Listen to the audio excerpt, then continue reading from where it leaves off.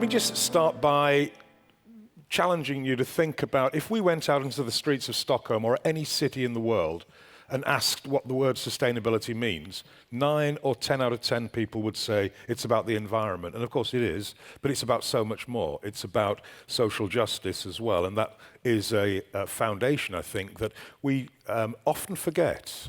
And certainly if we look around in best practice databases around the world, environmental aspects of sustainability dominate. Reimagining equality, living within limits. Reimagining equality, reimagining equality.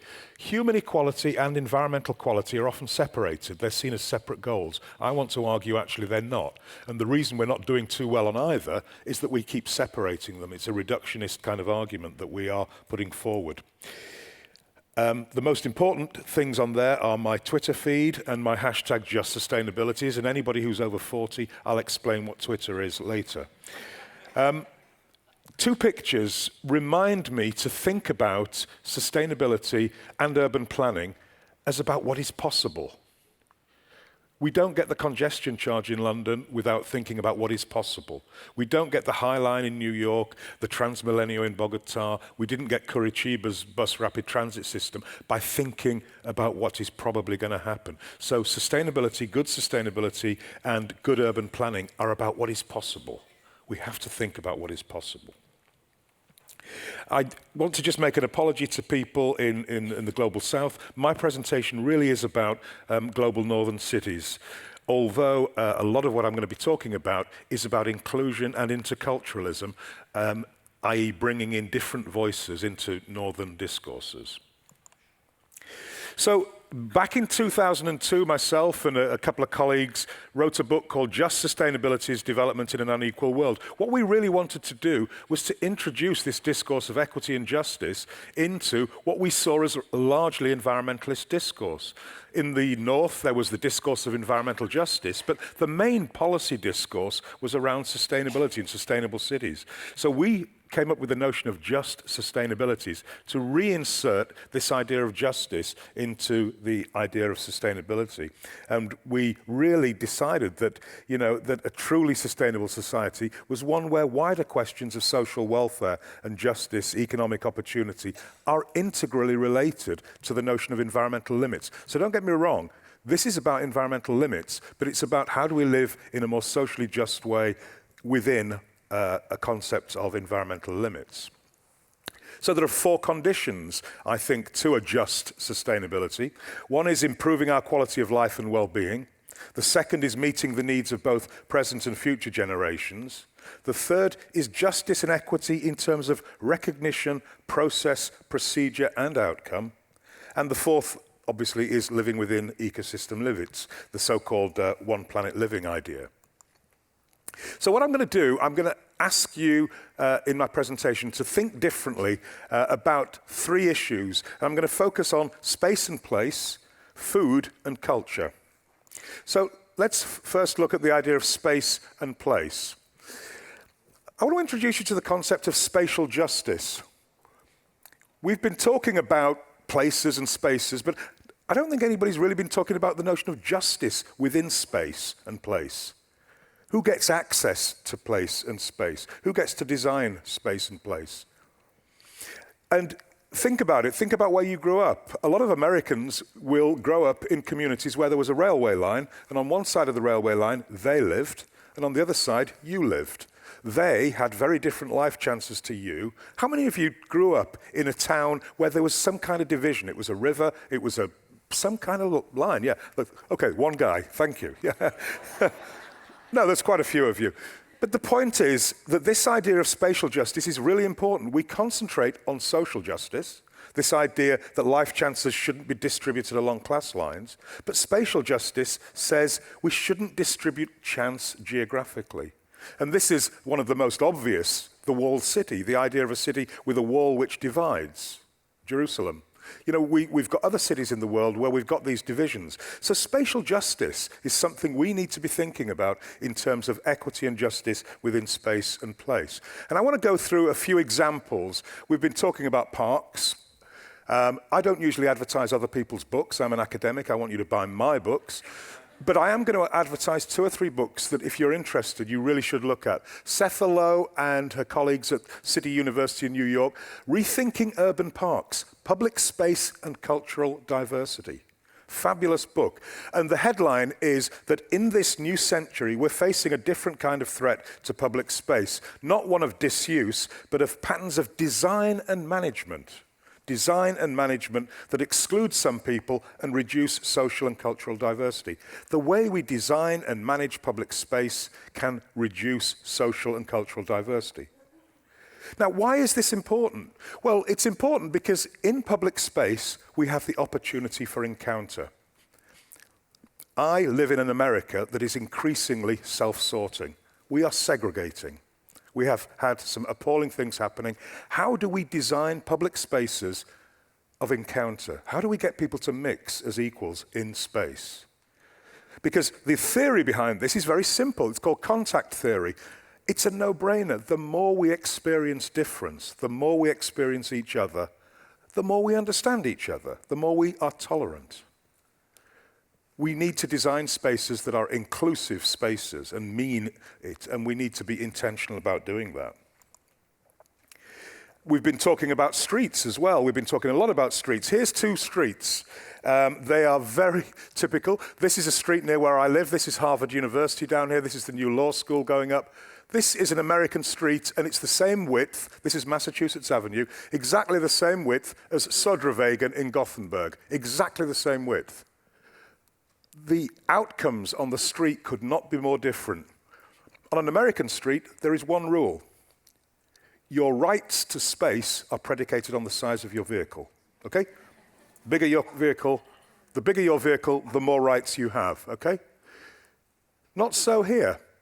You Swedes have democratized your streets. That street is more spatially just. You see how this concept can fit public space. About 10% of this street is given over to private vehicles, whereas 80% of Massachusetts Avenue is given over to private vehicles. What does a child growing up on these 2 different streets, how do they experience the environment? We've got oodles of data on public health issues and streets. We've got a lot of data on socialization and streets. But what we haven't got is longitudinal data on the effects, the psychological effects of seeing the psychological effects of seeing literally anarchy on the streets versus a very much more controlled street. What is the effect on children and adults growing up? I don't know what it is, but if any of you are researchers and want to think about it, then do so. Now, the theory behind this is based on Appleyard's work in San Francisco in 1975. And what Appleyard did was he looked at 3 streets. One had light traffic, that was 2,000 vehicles a day. One, which is not illustrated here, had 8,000, and then the other one, heavy traffic, 16,000 vehicles a day. There's a direct relationship between the amount of traffic, the velocity of that traffic, and socialization. And it's not hard to work out. The lighter the traffic on the street and the slower it's moving, the more likely people are to socialize. So think about this. You know, streets are places, as we know. We need to think about them in terms of their level of democratization or their level of spatial justice. The next area that I wanted to talk about was food. Food's a really important issue. And again, I'm going to talk about this from a North American perspective. We got a problem. We've got a food movement that really doesn't look like America, okay? And I ask the question here, are you or your culture represented in these pictures? I believe very strongly that imagery is a very, very important signifier of the way we're thinking about things. And so what we're doing is we are, in the food movement, the alternative food movement, is really portraying very much a bygone America when it's portraying food. It's not an inclusive picture of America. And this isn't an inclusive picture of America. This is a typical farmer's market. But there's a different food movement in the United States as well. Food can be seen as a performance.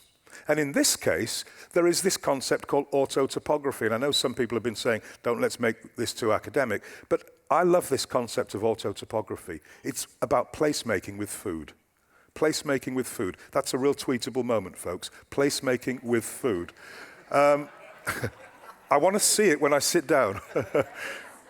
So the idea here, autotopography is about inscribing one's culture and one's traditions on the landscape. So these women here in Seattle are not just growing culturally appropriate food, they are making place with food. They are recreating the garden from Central America that they had. These are immigrants who want to eat culturally appropriate food, but they also want to be in a space that is culturally informed. And so I think this is a real important thing about public space. Food is about public space. We also in the United States have 50 farms which are based around helping refugees into US agriculture. This is New Roots Farm in San Diego. My own university, Tufts University in Boston, has a new entry farm. There are 50 of these. These are the new agriculturalists in America. These are people who are doing what the Danes, the Germans, the Swedes did in the Great Plains 200, 250 years ago. So this is the new agriculture. This is a new agriculture for the United States. Now this, this might confuse you. What would George and Julia Bowling in Maryland, why would they have a sign that says African produce? Okay, so they're in Maryland, which is just outside Washington, D.C. In Washington, D.C., there are 140,000 African immigrants who want to eat African food. Fair enough. And so George and Julia, who were tobacco farmers, they suddenly cottoned on as good American entrepreneurs that they could create a farm which grows African produce. They contacted some community members and decided on certain crops that they wanted to grow. And in Maryland, which is sort of, pretty tropical in many ways, they can grow a whole range of stuff, and people drive out to buy food. They pick their own food and weigh it and then buy it. So you've got this interesting paradox. We all talk about local food, buy local, buy fresh. What is local in a multicultural society? What is local in a multicultural society? Who gets to say what local is? Is local geographically defined, or is it culturally defined? Because the Filipinos in San Diego, when they're asked what local food is, they say, it's my food, Filipino food. They eat and think translocally. So again, we have this translocal identity around space and place. People bring their own identity to place and space. They don't necessarily accept an identity that is given by, say, being in San Diego or being in Massachusetts. So we need to think about that. We need to think differently about what is local. And maybe local is how people define it. Finally, I want to come to the notion of culture.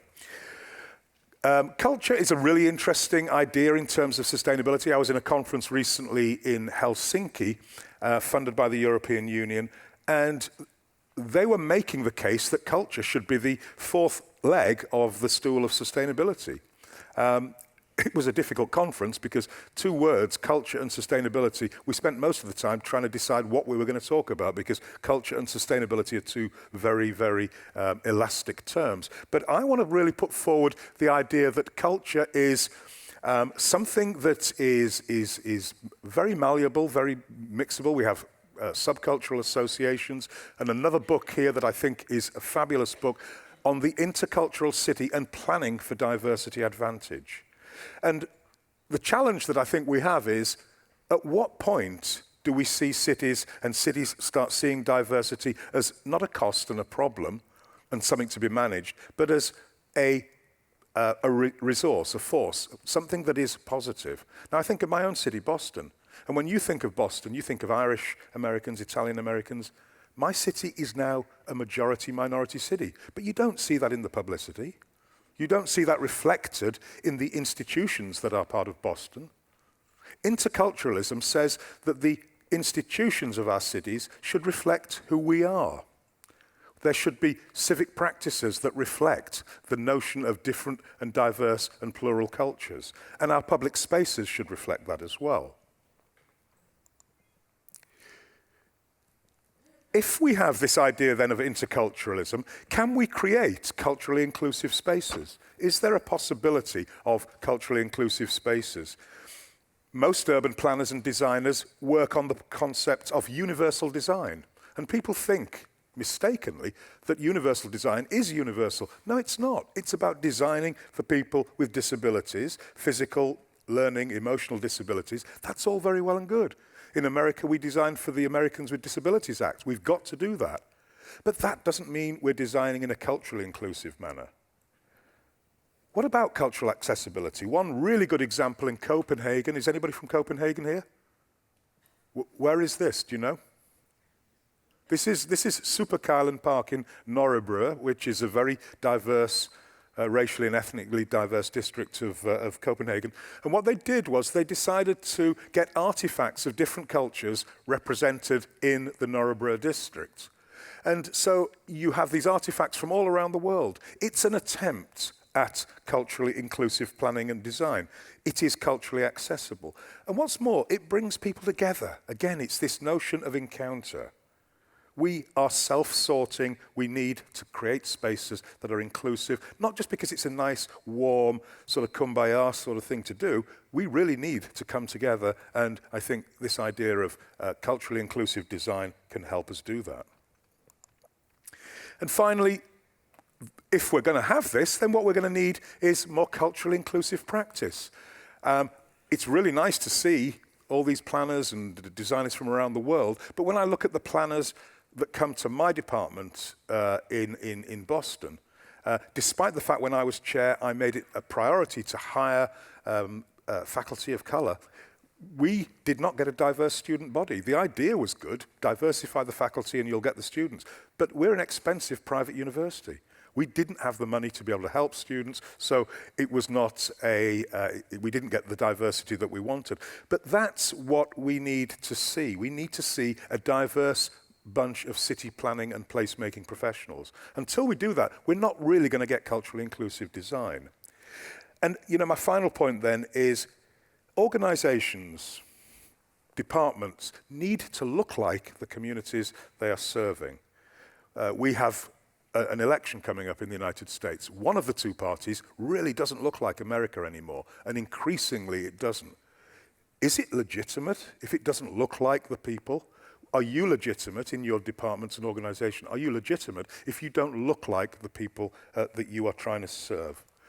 Finally, I've been told by the psychologist that if I leave this up for 45 seconds, 20% of you will go to Amazon and buy this book.